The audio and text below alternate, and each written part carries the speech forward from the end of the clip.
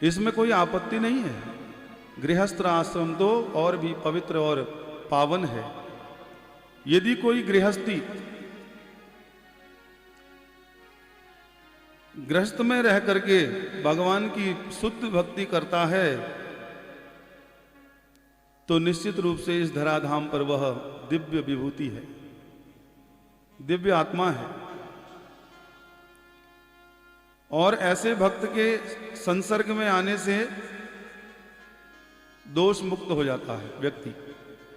प्रियव्रत महाराज भगवान के अनन्य भक्तों में से हैं और भगवान से विशेष स्नेह रखते हैं। उन्होंने गृहस्थ आश्रम में रह करके भी भगवान का प्रेम और रिद्धि सिद्धि प्राप्त कर ली। प्रियव्रत जी महाराज जी, इतना बड़ा उनका राज्य है, फिर भी उस राज्य का लेस मात्र अहम उनके अंदर है नहीं। कारण कि उनके हृदय में भगवान श्री हरि नारायण की, श्री कृष्ण करुणा सिंधु गो गोपीनाथ की पवित्र शुद्ध वैष्णव भक्ति विराजमान है। सज्जनों, सचमुच जिनके हृदय में ये प्रेमा भक्ति विराजमान हो जाती हैं, प्रतिष्ठित हो जाती हैं, उन भक्तों का जीवन धन्य कर देती है।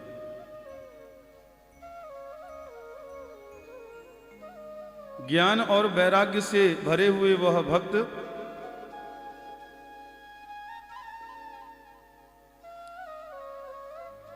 कलायुक्त होकर के जीवन यापन करते हैं और मृत्यु लोक में आकर के भी इसके प्रभाव से बचकर निकल जाते हैं,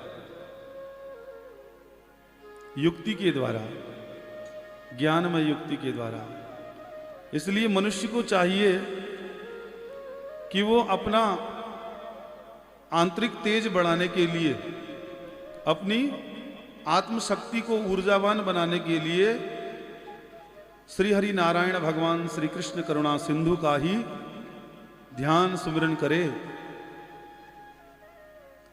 क्योंकि वही इस मूल प्रकृति के आधार हैं।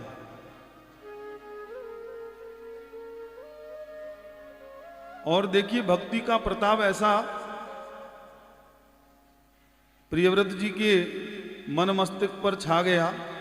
उसके प्रताप से उन्होंने सूर्य के समान रथ पर आरूढ़ होकर के पृथ्वी के जिन जिन भागों में सूर्य की किरण नहीं पहुंचती थी, वहां भी उसे प्रकाशित करने के लिए अपने घोड़ों को लेकर के रथ पर आरूढ़ होकर के चल दिए, सूर्य की भांति, कि मेरू पर्वत के आड़ में आने के कारण जिन स्थानों पर अंधेरा है मैं उन्हें भी प्रकाशित कर दूंगा, जिन्हें सूर्य प्रकाशित नहीं कर सकता। ऐसी प्रबल क्षमता लेकर के। कैसे? भक्ति के प्रताप से।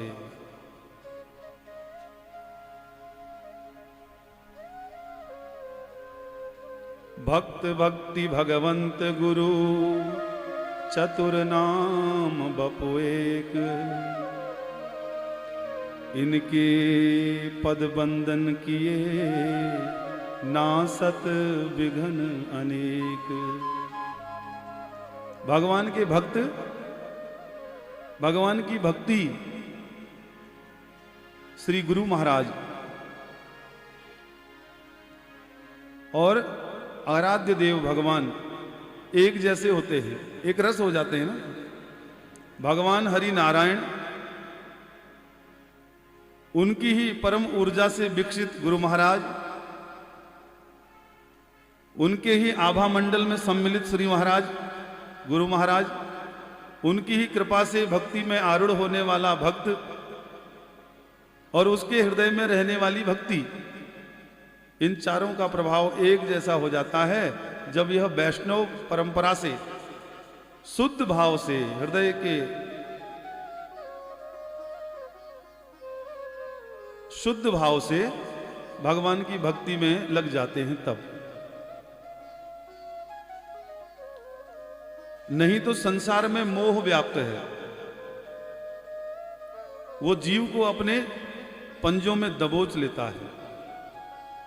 लेकिन प्रियव्रत जी महाराज मुक्तावली लेकर के रथ पर आरूढ़ होकर के निकल गए और पूरी पृथ्वी का 7 बार भ्रमण कर दिया। इससे उनके रथ के पहिए से पृथ्वी पर 7 रेखाएं बन गई, रेख पड़ गई और 7 समुद्र बन गए, 7 द्वीप बन गए, जिसमें से यह भारतवर्ष जम्बू द्वीप के ऊपर स्थित है, जिसमें आप सब लोग भागवत कथा का आनंद प्राप्त कर रहे हैं। ये समग्र आर्यव्रत, ये समग्र भारत भूमि जिसमें आपने जन्म लिया है, ये रामकृष्ण की जन्मभूमि है। और जहां पर श्री हरि नारायण ने साक्षात लीला करी है, जिसे अपने पवित्र पावन विग्रह से लीला धाम बना दिया है, उसकी मिट्टी की सुगंध तो चंदन के तुल्य ही होगी ना। इसलिए इसकी सुगंध को पहचानते हुए हमारा यह धर्म है कि हम सांसारिक दुर्गंध से अपने मन को हटा लें और सुगंधित जीवन व्यतीत करें। सुगंधित ये तब संभव होगा जब हमें भगवान से प्रेम होगा। प्रेम भगवान से होता है धीरे धीरे। अब भगवान से प्रेम संसार वालों के जैसा नहीं होता कि आप मिले, बातचीत हुई, मित्रता हुई, आपका व्यवहार जम गया,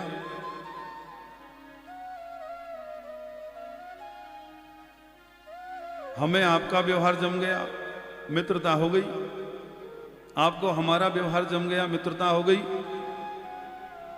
लेकिन उस परमात्मा को तो हम जानते ही नहीं। उससे पहले तो हमारी मुलाकात कैसे हो और फिर व्यवहार कैसे हो, उसके आगे ध्रुव जी महाराज भी तो यही सोच रहे थे कि अब क्या कहा जाए। अब जब भगवान सामने ही आ गए, विदुरानी की कुटिया में प्रवेश कर गए अचानक। दुर्योधन के 56 भोग त्याग दिए भगवान ने। कहने लगे, देखो भाई दुर्योधन, हम 2 ही कारण से भोजन करते हैं, या तो हमें भूख लगी हो और या फिर जो हमें भोजन कराने के लिए उन्मत्त है उसका भाव इतना शुद्ध हो कि वो हमें भोजन कराना ही चाहता हो, उसमें औपचारिकता ना हो, दिखावा ना हो, क्योंकि दिखावा तो अलग दिखता है, चतुराई तो स्पष्ट हो जाती है। दुर्योधन के मेवा त्यागे, साग विदुर घर खाते हरि। दुर्योधन के महल को छोड़ करके भाई हमें भूख नहीं है, अभी भोजन नहीं करेंगे, तुरंत विदुरानी की कुटिया में चले गए। अरे काकी लाओ, भोजन तो लाओ, कब से पेट में